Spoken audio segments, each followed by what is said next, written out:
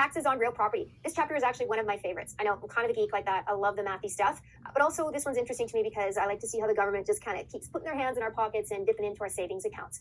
Most of the stuff, or some of the stuff at least in this chapter, some of the taxes and some of the situations that you'll encounter, the information, you'll have experienced it before in real life. So it's just a matter of reminding you about that information and giving you the ideas of how to apply it to the questions and answers you're going to be given. Some of it is going to be new. You're going to not know some of these taxes, and maybe you don't know some of the situations where the taxes would apply. So it's not that big of a deal. Yes, there are some details that you need to know for this chapter, but it's a fun one. So hopefully you're going to have as much fun as I do with this one. First two taxes we're going to cover are GST and PTT. So GST is a goods and services tax. So we charge it on the goods and services that we supply for whatever it is that we're giving. So services, right? That would be your real estate services as well. So you're going to charge GST on your commission. It's taxes on the purchase or sale of real property if we're talking about it in terms of real property transactions. PTT, property transfer tax, is a tax on the ownership and use or ownership or use of real property. So let's start with the GST first. So it's a federal tax and it is a value added tax. You need to remember that phrase. Sometimes they ask you for that simple answer. It's a form of taxation used to raise funds on the final value of an item that's created through the production of it. Now, compared to income tax, GST has a relatively low rate of taxation, right? 5% is what the GST is. Now, wouldn't we love to have only 5% income taxes? I know I would love that, but that's a perfect world and probably never going to happen. So this is how the government lets you know that you should feel a little bit better about being charged GST. It's relatively low compared to that income tax. Now, it's imposed under the Excise Tax Act, as well as a lot of some of the other taxes we're going to talk about in the chapter as well. But this one is definitely one of those under the Excise Tax Act, the ETA. And you can thank Her Majesty, the Queen, for this tax because it should be paid to her. We're going to pay Her Majesty in the right of Canada tax in respect of supply calculated at the rate of 5%. So GST, the debt that you have regarding GST, if you owe it on a real property transaction, it's considered to be a debt to the CRA, to the government, Canada Revenue Agency, and it's payable immediately. So if it technically applies to all transactions unless there's a specific exemption listed in the Excise Tax Act. So for the exemptions, the way that it's listed is different than kind of how we think about it in real life. So we'll cover that in a minute to make sure that you know what it is that you're supposed to be thinking of when you're trying to figure out whether GST is applicable or not. Okay, the buyer has the obligation to pay the GST typically because they're the recipient of that goods or service. So if they're purchasing a property, then it's their GST that they need to pay. GST generally doesn't apply to the amount of a deposit until the closing date. So you're not going to charge GST on this little bit and then that little bit and then the rest of the purchase price. We just charge it all at once at the very end. It makes it so much easier, especially if something goes wrong with the deal and it doesn't complete for some reason. Then if you charge GST and it was remitted, given to the government, then you would have to actually claw that back, ask for that back, and it's just way complicated. So it just makes a lot more sense to charge it on the full purchase price at the very end when you get to the closing date for that transaction. So an example is if you paid a January 1st $50,000 deposit and you purchased a new home and you paid that to the seller and the closing isn't until March 1st, do you pay GST on that $50,000 when you pay it to the seller on January 1st? And the answer to that is no, you don't. You don't pay GST on January 1st. You pay GST on the full purchase price on March 1st when you get to that closing for that deal. Okay, so it's just a lot easier to keep track of everything, to know what was paid and when, if we adopt that rule and only do it when we know that the deal is going to close and complete as it should. So no GST applies to reimbursements for prepayment. So let's say you made a prepayment, you made a deposit and you got it back. Again, you wouldn't actually pay GST on that prepayment because it's a prepayment and you don't know if it's going to be applied or not. So if you get it back, then you also wouldn't get GST because you weren't charged GST in the first place. Only amounts that are legally components of the purchase price, when we talk about the statement of adjustments, and we're going to go over that in another chapter later on, but any legal components of the purchase price are subject to GST, but nothing else would be. That's on that statement of adjustments. So sellers are generally required to collect GST from the buyer as an agent of the government. So they collect it from the purchaser. They don't pay it. Typically, they don't pay it, but they collect it from the purchaser, and then they remit it or they give it to the government on the buyer's behalf. So it's deemed to be held in trust for the government as soon as the seller collects it, and then the seller has to hand it over to the government. If the seller fails to collect the GST on a deal that they should have actually charged GST, then the seller needs to actually pay that amount to the government anyway, regardless of the fact that they forgot to collect it. And then they have the opportunity to go after the buyer and sue the buyer or pursue the buyer for that GST amount that they should have collected. To dispute, if you don't think you should be paying GST, to dispute it, you have 90 days from the date of your assessment, from when you're told that you need to pay it, to file an objection. And you go first to the CRA, and then you can appeal to the Tax Court of Canada, Federal Court of Appeal, and then to the Supreme Court of Canada. Okay, so just remember that it's the seller's obligation to collect it, and they collect it on behalf of the buyer. If they forget, then it becomes the seller's obligation to pay the GST and then try and go after the buyer for it. So both are obligated depending on what the situation is in that deal or in that transaction. True or false? If you file an objection to pay GST and it is affirmed by an appeals officer at the CRA, you've exhausted your options in terms of appealing the assessment. True or false? Now, the difficulty here is figuring out what this actually means. So if you file an objection to pay your GST and you file it with the CRA and an appeals officer says, no, I affirm that you need to actually pay that GST, so you need to actually pay it anyway, then have you exhausted your options in terms of appeal? Hopefully you know no, that's not the case, because you could go next to the Tax Court of Canada and then to Federal Court of Appeal and then to Supreme Court of Canada after that.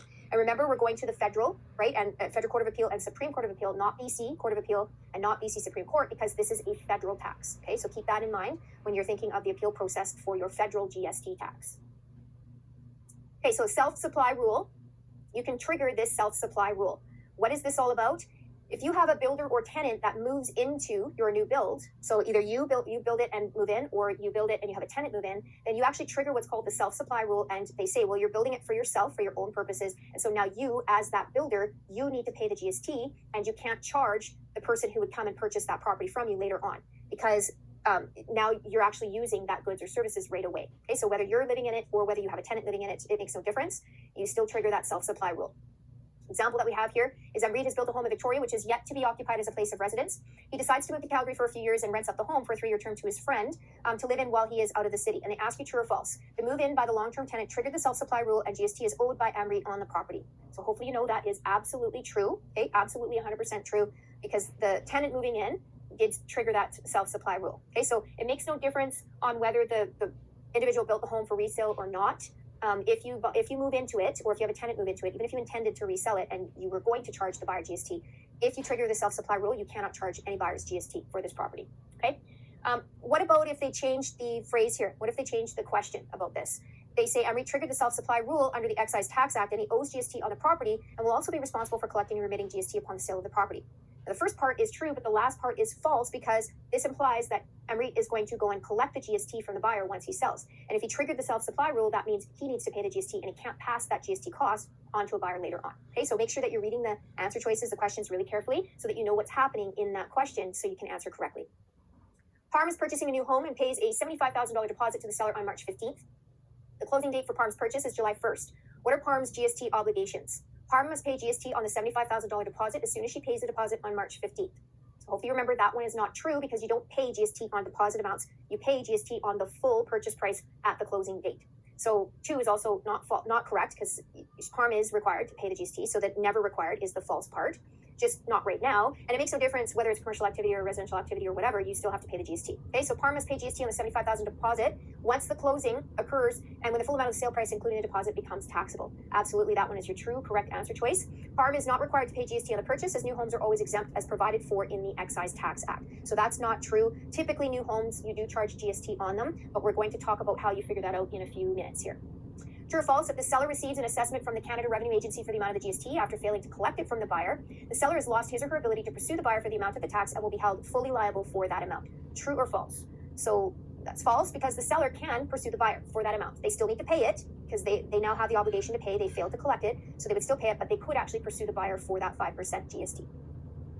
GST credits, how do you get some of your money back that you paid in GST? So they call these recovery mechanisms, right? Ways that you can recover some of the GST that you've already paid. There are 2 different ways. Rebates, we're going to talk about that one in a few more minutes. Input tax credits is the first one we're going to cover. So when you look at this definition, you need to remember that the person title that they give in this definition, it applies to whether it's a person or a business. Okay, so sometimes depending on what kind of a business that you have set up, the person is the business, and in other situations, like in a corporation, then the business is its own person, is an entity under the law. So person, business is interchangeable in this definition. So what is this? What is an input tax credit? It is the GST deduction a person can claim on their GST return for the amount of GST paid by that person on the acquisition of property or services.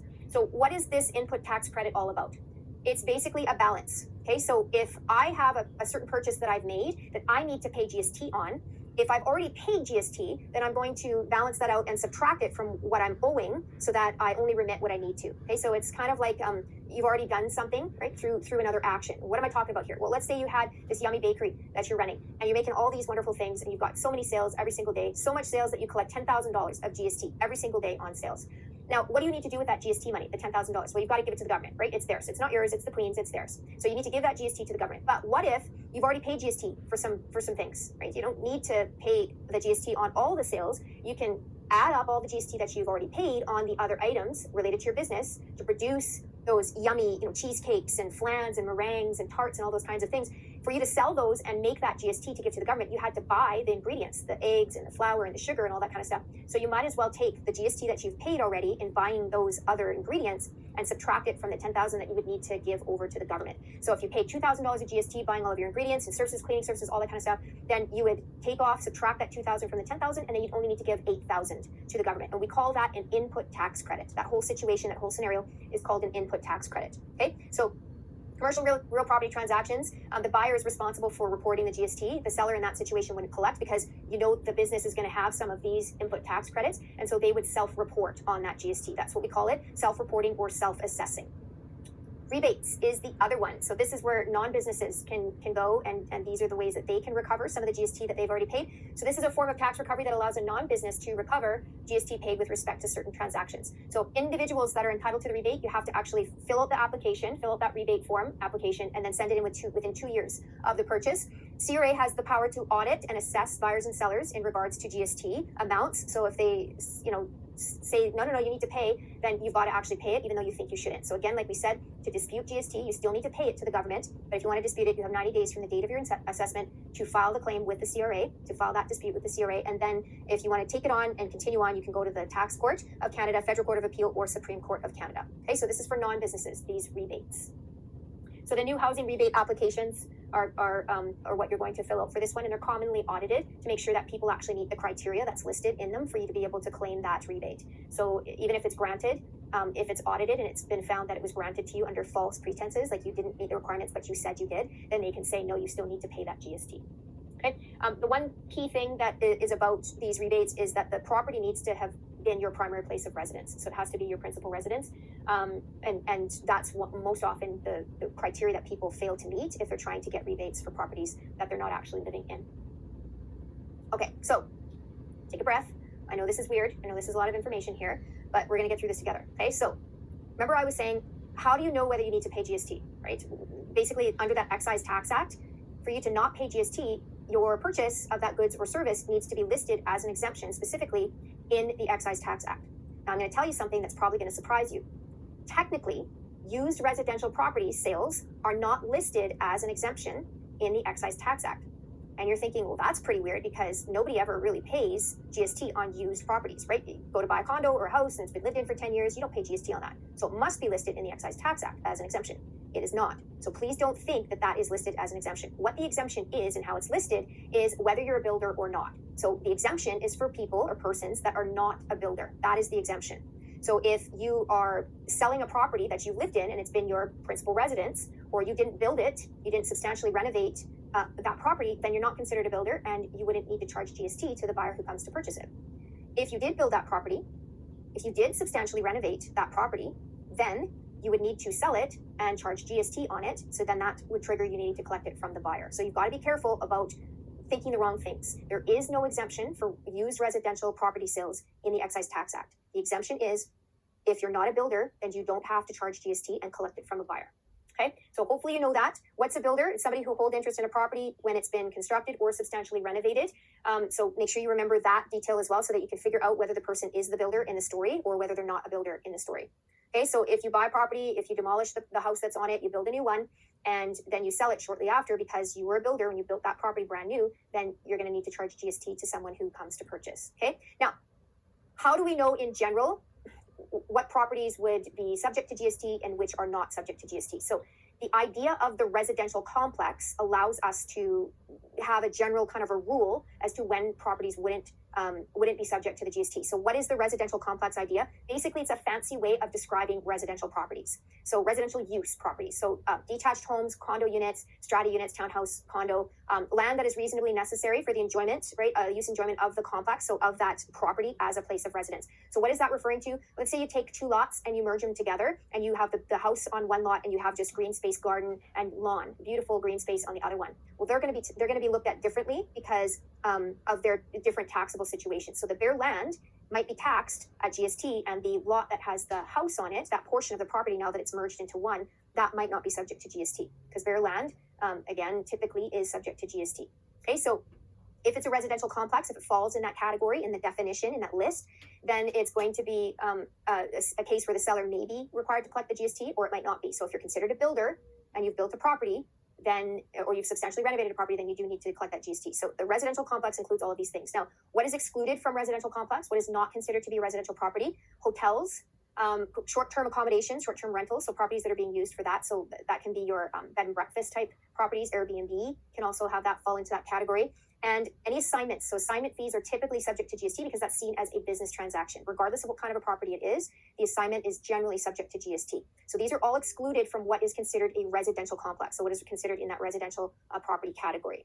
Okay, so these ones would all be subject to GST automatically. There's no getting an exclusion from it. If you're selling a detached home and you've lived in it for 10 years and you're just selling it so you can go buy another one, then you're not a builder and you wouldn't need to charge GST. But if you're building a new detached home, brand new detached home, and you are a builder, then you need to charge GST to the purchaser of that property once you get it built and you sell it. Okay, hopefully that helps. If you don't get this, if it doesn't click right now, just wait until you do some of the questions and then maybe try and relate it to that and see if it clicks in your mind as to what the purpose of this is and what they're getting at here. Okay, the next one, PTT, property transfer tax. This is taxes on the ownership or use of real property, and you need to pay this PTT before you complete the purchase because that is how you get title transfer. That's one of the requirements to actually apply to have the title put in your name is you need to pay the taxes on it, and included in that is your PTT.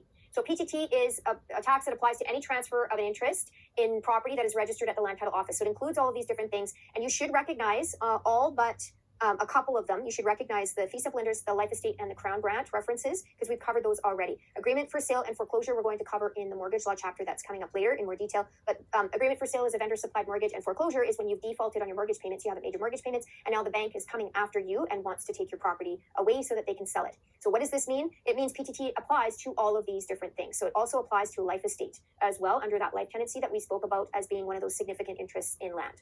Okay, so it applies to all of these things, any transfer of interest anywhere in the world that's registered in the Land Title Office. So it's payable by the buyer on the fair market value at the date of registration. So why are we talking about fair market value? Why aren't we just saying it's on the sale price? Well, if you have a life estate, there is no sale, right? If you have a Crown Grant, there is no sale of that property. You're just paying PTT based on the value of that Crown Grant or the value of that life estate. So we pay it on the fair market value. It's on this tiered system, so you need to remember this.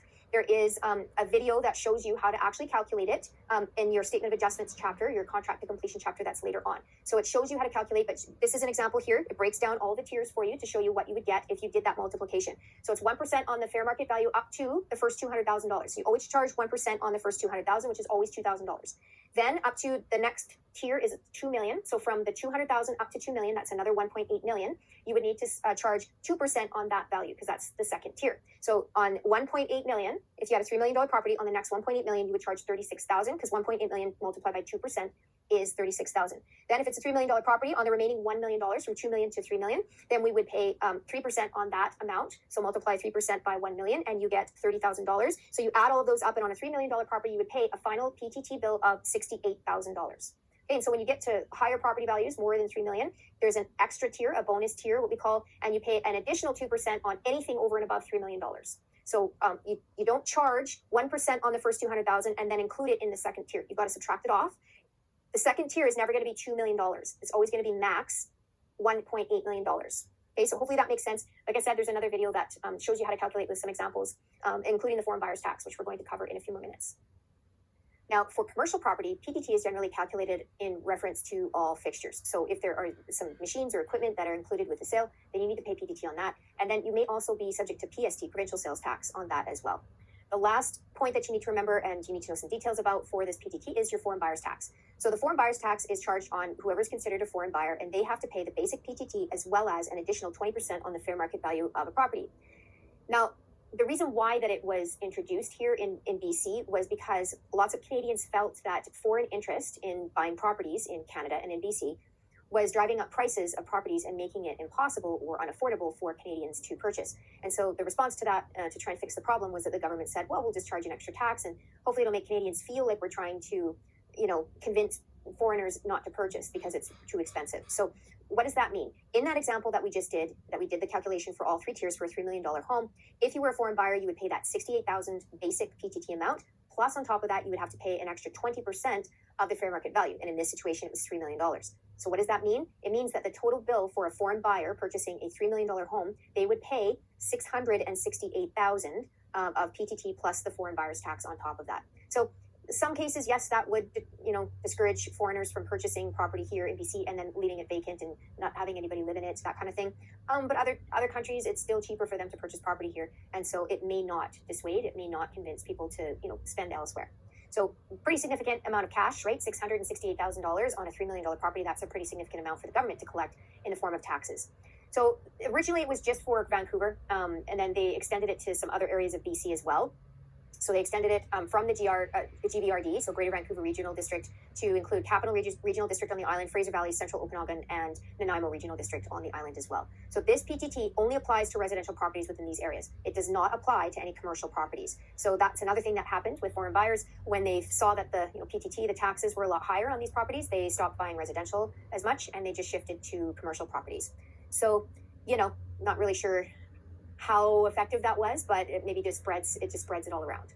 Okay, so PTT, two main conditions for the application of the foreign buyer's tax. The first one is about the property itself. So like we said, nature and location. So it has to be a residential property, and it has to be in those designated areas that I just went over. And then the identity of the buyer, whether the person is considered to be a foreign buyer. So there are 3 different categories of foreign buyers, and then we'll go through how you'd figure out whether they fit into each category. So foreign national is somebody who is not a Canadian citizen and who is not a permanent resident of Canada. So it's a foreign person, basically, a foreign citizen or a non-citizen. You can be a foreign buyer if you are a foreign national, or you can be a foreign buyer if you are a foreign corporation that is purchasing. So what is that?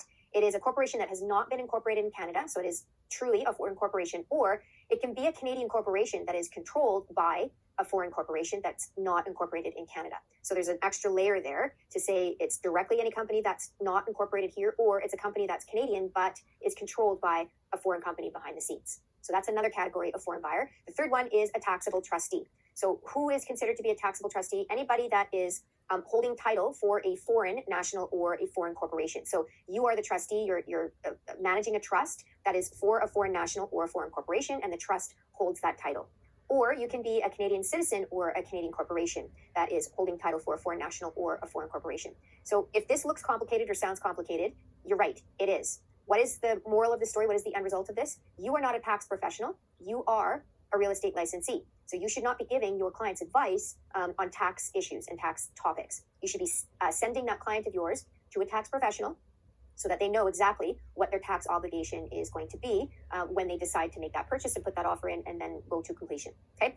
The exceptions to these foreign identities here that we have is if you are an individual and you purchase a piece of property and you pay the foreign buyer's tax, if within a year of that you become a permanent resident or a citizen of Canada, then you can actually claim back. You can try to claim back some of the foreign buyer's tax or all the foreign buyer's tax that you paid. But it has to be within a year of you completing that purchase and making that purchase. You have to become that permanent resident or citizen of Canada. Which of the following statements regarding the additional property transfer tax, the foreign buyer's tax, is correct? When applicable, the foreign buyer's tax replaces the basic property transfer tax on residential properties. Hopefully you remember this one is false because it doesn't replace that basic PTT. You still have to pay the base amount. It's in addition to that base amount. Number 2 says the foreign buyer's tax applies to commercial and residential property purchased by a foreign national, a foreign corporation, or a taxable trustee in the Greater Vancouver, Capital, Fraser Valley, Central Okanagan, or Nanaimo regional districts. This one looks like it's a great answer choice. You think that it's true, that it's correct, but it isn't. There's one small problem with it. The foreign buyer's tax does not apply to commercial properties. It only applies to residential properties. Everything else in that sentence is correct. Just that commercial part is wrong.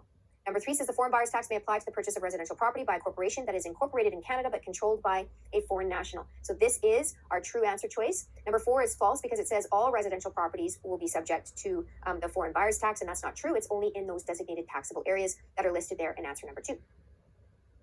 Which of the following buyers who have purchased residential property in the Greater Vancouver Regional District is likely to be able to claim an exemption or a rebate for the foreign buyer's tax?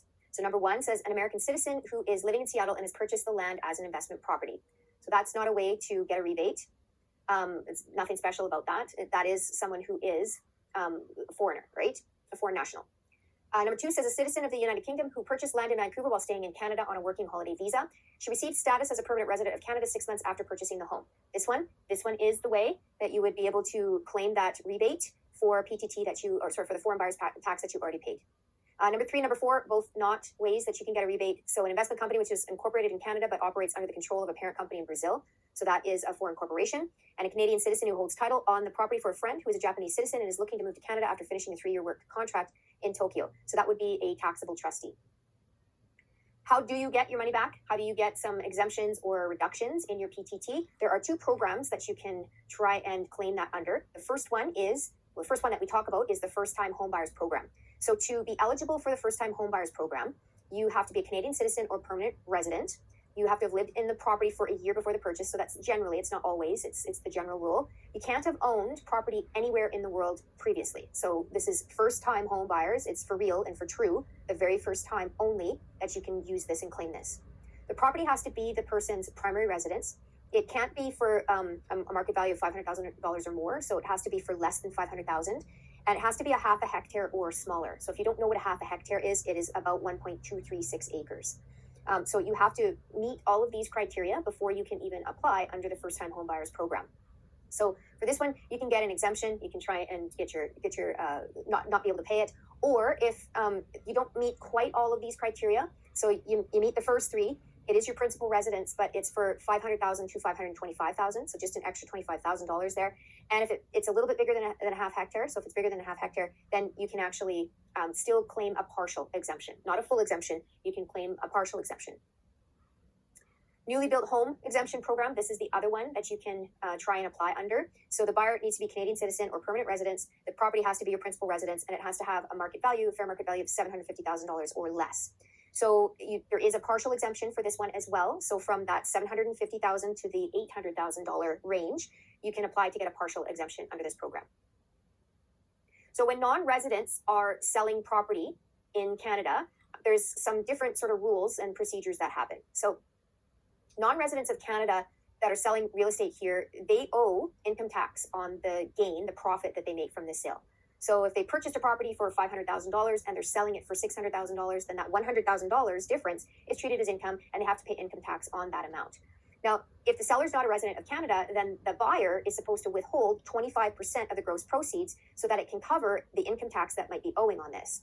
Now, we call it a temporary withholding tax because the amount, the 25%, might not be what's charged at the end of it all, right? It might be greater than that, it might be less than that, but they hold that standard 25% of the gross proceeds to cover off that income tax. And why do we do that? Because if the seller isn't a resident of Canada, even if it's a Canadian, but they're just not residing in Canada, then they may not even care about paying their income taxes. They might not be filing their income tax returns and have no intention of paying anything to the government. So in order to sort of get around that, the buyers are required to hold back this 25% of the gross proceeds so that it can go to the government if it needs to. Now, if the seller is a resident of Canada, then the government has access to them, right? They live here and they're probably filing their tax returns here. So in that situation, the buyer doesn't need to hold back any portion of that purchase amount. Okay, so just remember, it's a little bit different, right? With non-residents, we want to make sure that the government always gets their money, right? They always do in one way, shape, or form. So that buyer would need to hold back 25% of the gross proceeds if property is sold and it's sold by someone who isn't living here in Canada. Which of the following statements about the PTT is true? So the PTT is payable by the seller and applies to any transfer of an interest in real property that is registered at the Land Title Office. So hopefully you know this one is false. The PTT is payable by the buyer, not the seller. When the PTT applies to the sale of commercial real property, it excludes any fixtures such as machinery or equipment that are subject to provincial sales tax. This is false. It actually includes those fixtures, and on top of that, you might be subject to PST in it as well. PTT applies to the sale of a fee simple interest in a home that is conveyed from a seller to a buyer, but not to other registered interests such as life estates or crown grants. And hopefully you remember that those two were on the list. Yes, they would apply to life estates and crown grants. So number 4 is our true answer choice. PTT applies to any transfer of an interest in real property that is registered at the Land Title Office, unless the transfer can rely on one of those exemptions from PTT. Capital gains. This is the next topic that we're going to talk about, taxes on capital gains. So what is a capital gain? Capital gain is a profit that is earned from the sale of a property or an investment. So this capital gains tax is related to the seller. When a property is sold for an amount that it was greater than it was purchased for, then that difference might be considered a capital gain. And there's criteria for that we're going to talk about, but we need to figure out whether we owe that capital gains tax on that amount. So it applies to properties that are earning revenue. So rentals, whether it be full or partial rental, it'd still be considered a capital gain. Long-term investments, and when you purchase to flip for a profit. So the shorter term owners, right? Those the ones that are in properties for short periods of time, but they're not doing this as a business. Okay, they're not flipping properties as a way to make money, and that's their primary way of earning revenue. They're actually purchasing a property, living in it, fixing it up, and then selling it, and then doing it again. So it's kind of like a side job or a hobby. Okay, so when we have a capital gain, 50% of any profit would be taxed if it's considered to be a capital gain. So if you bought a property for $1 million and you sold it a bunch of years later for 1.5 million, then the capital gain on that property is $500,000. If it is subject to capital gains tax, then half of that amount, 50% of that $500,000, would be subject to the capital gains tax. So what does that mean? If you had that capital gain of $500,000 and we're going to tax it as a capital gain, then $250,000 would need to be added to your income for that year so that the government could calculate taxes and charge you taxes on that. Okay, so that's what happens with capital gains tax. And so the exemption that you get from capital gains is if you live in that property and it is your primary residence. So you're not charged if it's your primary residence, but if it's a secondary property or you're using it as a rental property, then yes, when you sell that, if you make any profit on it, then it would be subject to that capital gains tax. So the last thing about this is that you need to figure out whether it's a capital gain or whether it's just a business. So if you remember, I mentioned flipping for a profit, you have to look at what's going on with that person. They might be doing it and it might be their primary residence, but they're buying these properties and selling them often so that they can flip them for a profit, but it still is their primary residence. If you have somebody who is flipping properties and they're not living in those properties, then they are doing this as a business, 100% business. And in that situation, because it would be considered business income, then 100% of any profit that you make would be taxable at your income tax rates. Okay, so if we had that same situation where you bought a $1 million property, you sold it for 1.5 million, you didn't live in the property, you fixed it up, you flipped it, you sold it. In that situation, all $500,000 would be considered business income, and then 100% of that is taxable at that business's tax rates. So whether it be a sole proprietor or a corporation or a partnership or whatever the case may be. Okay, so flipping real estate is a business venture, and 100% of that profit is taxable. So we have to look carefully at the stories that they tell so that we can figure out whether it's capital gain or business income. And that is kind of the style of the questions that you're going to get for these two topics, is they're going to jumble them together and get you to differentiate between the two. Okay, so again, is that really complicated? Do you want to be giving your clients advice about this kind of stuff? Absolutely not. You refer them to a tax professional to make sure that they know exactly what their tax obligations would be if they chose to sell their property, knowing that it was either a capital gain or knowing that it was considered business income. So to determine whether it's business income or cap gain, to differentiate between the two, we're going to look at the intention or the motive of the owner. We're going to look at how long they owned the property. We're going to look at the financing method that they used to finance the property, right? If it's considered to be short term for both the financing and the length of time, then they would be considered either capital gain or business. How the owner intends to use it. So again, if it's your principal residence, that does matter. So that is looked at. And then the frequency or number of other similar transactions that this owner has had. So again, if you're doing this, once every 6 months or once every year, and it's not your principal residence, then that would likely be considered as business income. And who would decide on that? Government would decide on that. We don't decide, like the seller doesn't decide, and an accountant doesn't decide. But the government has those parameters set, and they're the ones that make those decisions. Which of the following factors is generally not considered in determining whether or not profit realized on the sale of property is treated as business income rather than a capital gain for taxation purposes? So this is a question where they're trying to get you to tell the difference between capital gain and business. So the intention of the owner at the time he or she purchased the property. Yes, they would look at that, definitely, 100%. The method of financing that's used to purchase the property. Yes, that would be looked at for sure. The nature of the buyer who purchased the property. Would they look at the buyer? Who is the capital gain or the business income about? Which party in the transaction? It's about the seller. It's not about the buyer. So they wouldn't consider the buyer at all. They don't care about the buyer purchasing for these two taxes, capital gain and business income. That's the seller's stuff. Like the time that they own the property, absolutely, they would consider that for sure. So the last three taxes that we will talk about are the taxes that you need to pay when you own a piece of property. So we say that as when you're holding real estate property. So we all know and love property tax. We're going to learn about that one first. That's the larger chunk of the information that we have left. And then we're also going to cover the speculation and vacancy tax, the SVT, and the empty home tax, the EHT. So property tax is based on the value of your property, and the assessor will go in and make their assessments, and then you get that notice and you pay your taxes, all that kind of good stuff that we're all used to. But what are the numbers? How is it actually calculated? It's based on what's called the NTV, the net taxable value. So this net taxable value is the actual value of the real property as determined by the assessor. So not the appraiser. It's done by the assessor, and it's less any exemptions that may apply. So you've got your formula there in the left-hand box for NTV. So if they give us mill rate and the tax amount, like they have in the question here as the example, then we can actually calculate the net taxable value of that property, of that house. So let's do that for this question. We're given $1,134.82 for general taxes, a mill rate of 4.829, and it's asking what is the net taxable value of the house. So you take your formula and you plug your numbers in. So taxes is $1,134.82 divided by the mill rate of 4.829, and you get 235.001. Then you need to multiply by 1,000, and you get $235,001.03. And because they ask us to round the answer to the nearest 100, then we would round that to $235,000 even. Super simple, straightforward. You just have to remember the formula so that you can plug the numbers in.